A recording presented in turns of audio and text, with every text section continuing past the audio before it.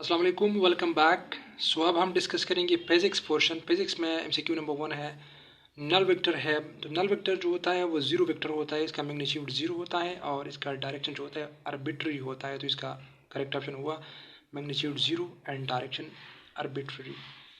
अ man carries 1 kilogram box horizontally. So यहाँ पर for example हम एक लेते हैं, एक मैन हुआ, ये एक बॉक्स लेते हैं हॉरिजॉन्टली, यहाँ से यहाँ जाता है। इसका जो ये यहाँ पर फोर्स है, फोर्स एक्टिंग कर रहा है डाउनवर्ड, और ये जो डिस्प्लेसमेंट कवर कर रहा है ये हॉरिजॉन्टली कर रहा है। अब वर्क का जो आपके साथ फार्मूला है वो है एफ एस कॉस थीटा। यहाँ पर अगर आप देखें तो कॉस थीटा यहाँ पर इक्वल है कॉस थीटा 90 की इक्वल है, और आपको पता है कॉस थीटा 90 किस चीज़ की इक्वल होता है, एफ एस यहाँ पर आप लगाएंगे। सो cos थीटा 90 इक्वल होता है ज़ीरो का। सो यहाँ पर वर्क डन हमारे साथ होगा ज़ीरो। सो इसका करेक्ट ऑप्शन होगा ज़ीरो जूल, क्योंकि यहाँ पर cos थीटा 90 की इक्वल है, एक दूसरे को परपेंडिकुलर है। तो जब 90 होता है तो इस वजह से यहाँ पर करेक्ट ऑप्शन हुआ हमारे साथ C. Which one is not a projectile motion? Projectile motion इसमें कौन सा नहीं है? Bird flying from one tree to another. यहाँ पर एक बर्ड है, एक ट्री से दूसरी ट्री की तरफ जाता है, तो ये प्रोजेक्टाइल मोशन है या नहीं? बिल्कुल ये नहीं है, क्योंकि प्रोजेक्टाइल मोशन के साथ उस पर जो होता है ग्रेविटेशनल सिर्फ अंडर ग्रेविटेशन फोर्स होता है, कोई और फोर्स इस पर एक्ट नहीं करेगा।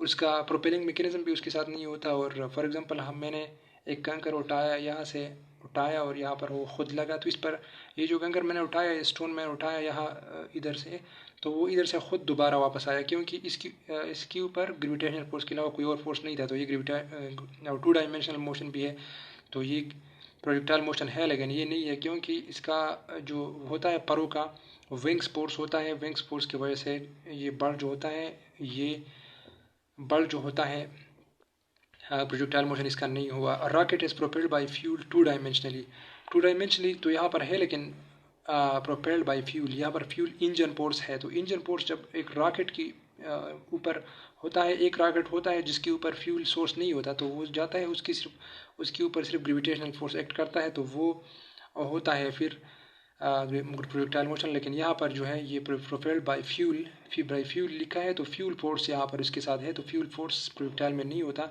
तो इस वजह से which one is not a projectile motion? So both of them is not a projectile motion. So यहाँ पर करेक्ट ऑप्शन है बोथ। आप इसके थ्रू जाएंगे, करेक्ट डेफिनेशन याद करेंगे, तो इस वजह से यहाँ पर इसका करेक्ट ऑप्शन जो हुआ वो ये है। Maximum torque can be produce at angle. So यहाँ पर अगर आप देखें टार्क का इक्वेशन जो है वो आर एफ साइन थीटा है, और साइन थीटा मैक्सिमम वैल्यू कब देता है? 90 पर। हमें पता है कि साइन थीटा मैक्सिमम वैल्यू जो देता है वो देता है 90 पर, तो यहाँ पर करेक्ट ऑप्शन है 90। And FPS system force is dash. So यहाँ पर फुट पाउंड सेकंड जो है, फुट पाउंड सेकंड या पाउंड जो होता है या फोर्स के लिए यूज है, तो फोर्स जो है वो आपके साथ यहाँ पर बेस यूनिट है पीएस सिस्टम में। 1 slug is equal to, slug जो होता है वो मास के यूनिट है पीएस सिस्टम में, और इसकी 14.6 केजी की इक्वल होता है। इक्विपोटेंशियल लाइंस जो होते हैं हमेशा परपेंडिकुलर होते हैं। फॉर एग्जांपल यहाँ पर आपके साथ ये पीड़ बना हुआ होता है, इसका ये पीड़ लाइंस है, और ये जो सारी लाइंस मैं ड्रा करता हूँ, ये जो लाइंस है ये इक्विपोटेंशियल लाइंस है। यहाँ पर अगर आप किसी भी ये लाइन की इंटेंसिटी फाइंड करें तो वो सेम होगी। तो अगर इक्विपोटेंशियल लाइंस को कहते हैं जिसके हमेशा एक दूसरे के परपेंडिकुलर होते हैं, तो इसका करेक्ट ऑप्शन हुआ ऑप्शन ए। परमी is the unit of dash. परमी is the unit of dash. परमी जो होता है इस तरह की ये जो HSC 2020 से मैंने लिया है, ये MCQ आपके लिए लिया है। क्यों लिया मैंने?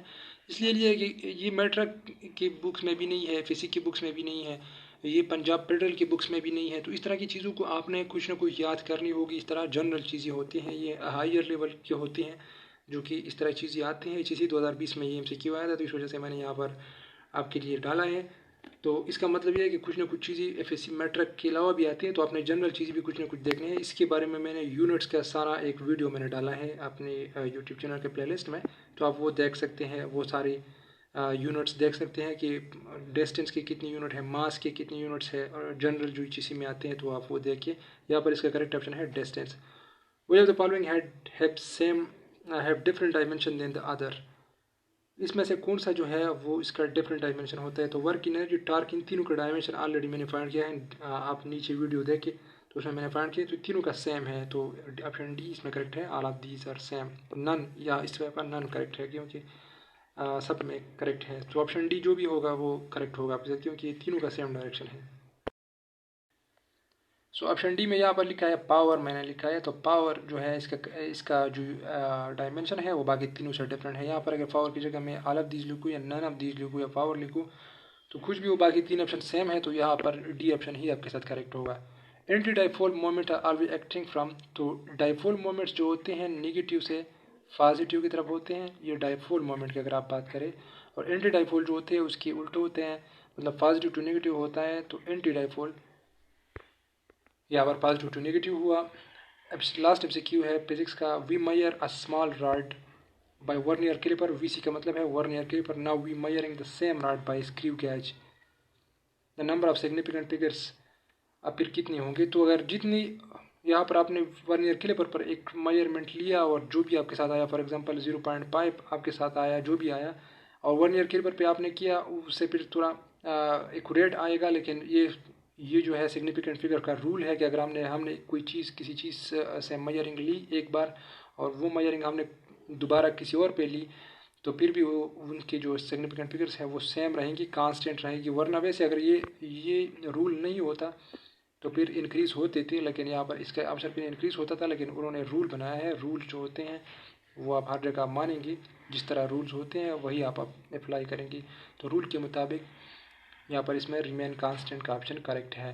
तो बाकी वीडियोस जो है, बाकी पोर्शन है, केमिस्ट्री है, बायो है, इंग्लिश है, जो भी पोर्शन है बाकी सारे अपलोड हो चुके हैं। ये फिज़िक्स रहा था। और मैथ्स जो है, मैथ्स की कुछ एमसीक्यूज रहते हैं, वो भी इंशाल्लाह आज कुछ ही देर बाद अपलोड हो जाएगी। बाकी इंशाल्लाह नेक्स्ट टेस्ट 26 फरवरी को होगा। 26 फरवरी को इंशाल्लाह ऑनलाइन टेस्ट भी होगा, और ऑनलाइन तो होगा लेकिन अगर आप लोग इंटरेस्टेड थे तो फिज़िकल टेस्ट भी हम करा सकते हैं, फिज़िकल टेस्ट। और बाकी फुल सिलेबस कोर्स जिसने फाइंड करना है, नीचे दी गई नंबर पे आप लोग हमारे साथ रब्ता कर सकते हैं। और बाकी आप लोगों को इंशाल्लाह 26 तारीख का जो टेस्ट होगा उसमें आपने बहुत अच्छा परफॉर्मेंस देना है, क्योंकि आज की टेस्ट में आपका रिज़ल्ट आने वाला है। लेकिन जो जिस तरह भी आपने डिस्प्ले किया है, जिस तरह भी आपने परफॉर्म किया है, जो भी है, लेकिन अगले टेस्ट के लिए 26 तारीख को जो है उसके लिए आप अपने प्रिपरेशन को अच्छे से करें, क्योंकि फिर 2 तारीख को आपका टेस्ट भी है। तो 3-4 दिन बाद मतलब 26 पे अगर आपका टेस्ट इधर हो जाए तो 2 तारीख पे उधर आपका टेस्ट होगा फिर HSC का। तो उसमें भी आप बिल्कुल रेडी होंगे।